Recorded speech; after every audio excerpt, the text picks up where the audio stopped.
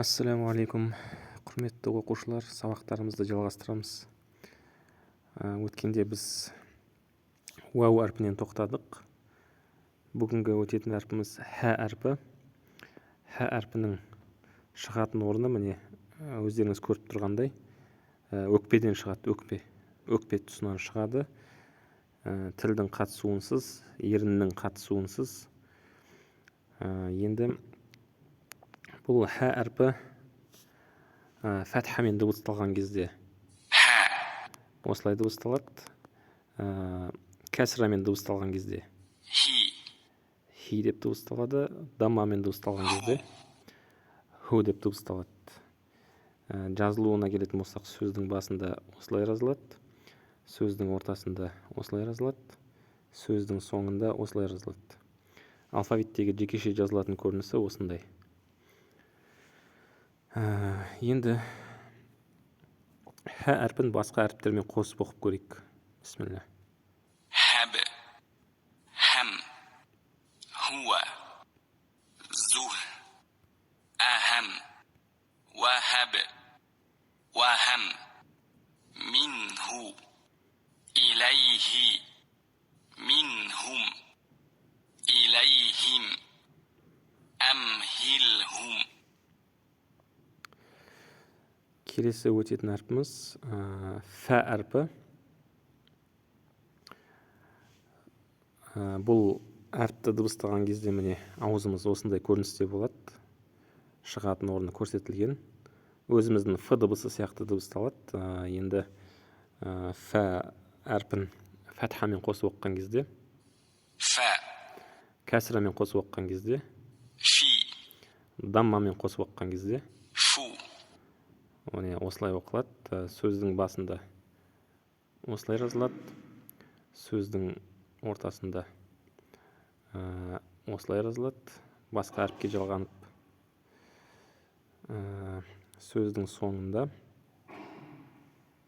осылай жазылады. Алфавиттегі жекеше жазылатын көрінісі мынандай. Үстінде бір нүктесі бар. Енді фә әрпінің басқа әріптермен қосылып оқылу мысалдарын көрейік.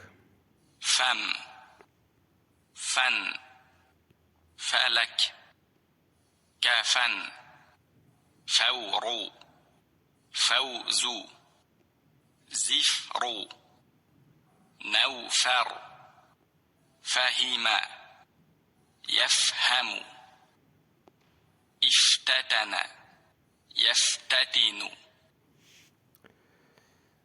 Келесі өтетін әрпіміз қаф әрпі. Біздің қ дыбысы сияқты дыбысталады. Міне шығатын орны суретте көрсетілген. Фәтхамен дыбыстаған кезде қа деп жуан қылып дыбыстаймыз. Қа деп жіңішке қылып айтпаймыз. Қа деп жуан қылып дыбыстаймыз. Қи. Қу. Кәсрамен дыбыстаған кезде қи деп дыбыстаймыз. Даммамен қосып дыбыстаған кезде қу деп дыбыстаймыз. Жазылуына келетін болсақ, сөздің басында осылай, үстінде екі нүктесі бар. Сөздің ортасында осылай жазылады. Міне, сөздің соңында осылай жазылады. Алфавиттегі жекеше жазылатын көрінісі осындай. Басқа әріптермен қосылып дыбысталу үлгілерін көрейік. Құл, құм, қалбу, қабелу, фәуқу, қалам, қамар, ләқаб, иқтәрабә, яқтәрибу, инқалабә, янқалибу. Келесі өтетін әрпіміз шин әрпі. Біздің ш дыбысы сияқты.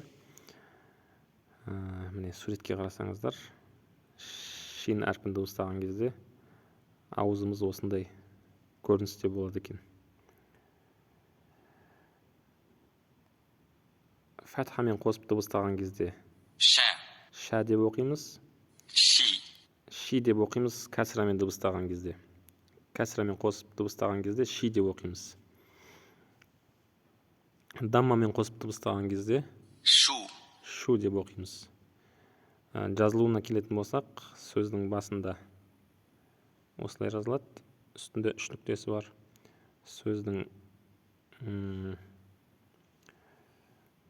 Сөздің басында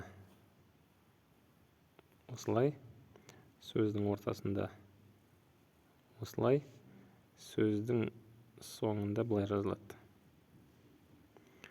Алфавиттегі жекеше жазылатын көрінісі мынандай.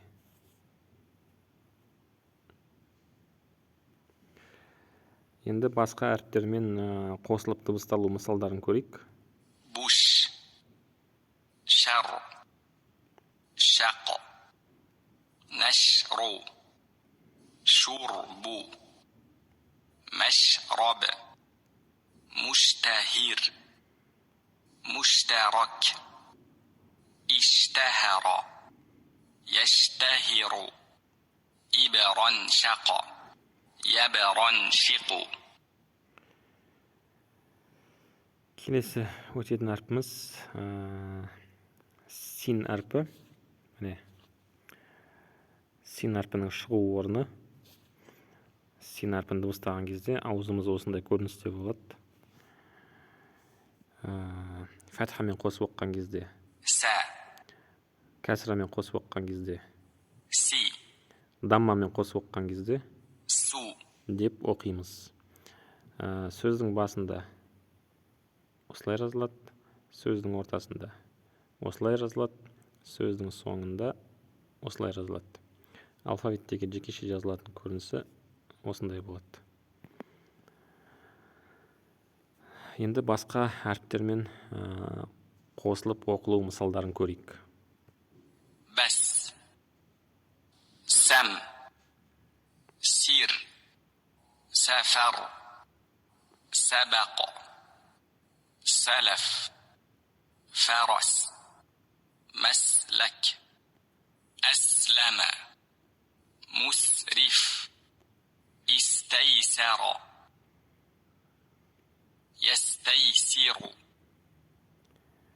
Бүгінге осы. Алла қаласа, қалған әріптерді келесі сабақтарда жалғастырамыз.